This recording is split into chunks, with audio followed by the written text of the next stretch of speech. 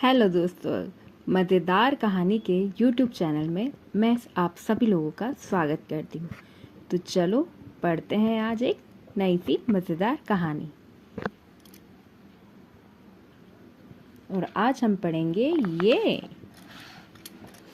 3 मछलियाँ। एक दिन कुछ मछुआरे घूमते घूमते एक नदी के पास पहुँचे। उस नदी में ढेरों मछलियाँ थी।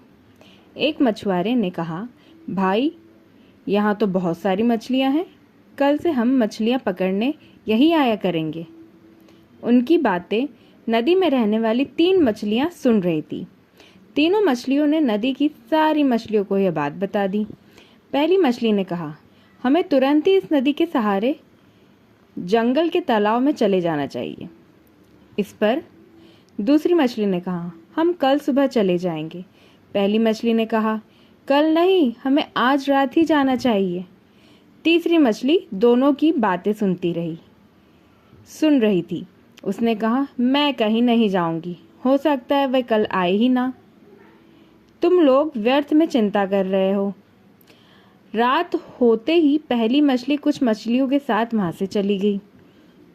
भोर हुई तो कुछ मछुआरे नदी के किनारे पहुंचे।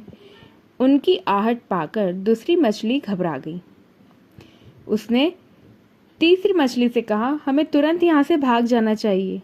इस पर तीसरी मछली ने कहा, चिंता मत करो, हम नदी में छुप जाएंगे तो वे थोड़ी देर में चले जाएंगे। दूसरी मछली डर गई। वह कुछ अन्य मछलियों के साथ वहां से भाग गई।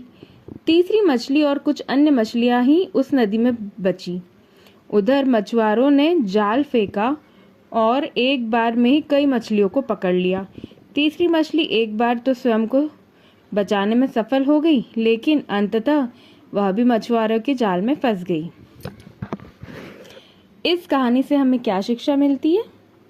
इस कहानी से हमें यह शिक्षा मिलती है कि सही समय पर सही निर्णय लेना चाहिए। और दूसरी शिक्षा, लापरवाही हमेशा नुकसान का कारण बनती है। तो दोस्तों, ये 3 मछलियों की कहानी आपको कैसी लगी? प्लीज़ मुझे बताइए। मेरा चैनल नया है तो प्लीज़ मुझे सपोर्ट करें। धन्यवाद।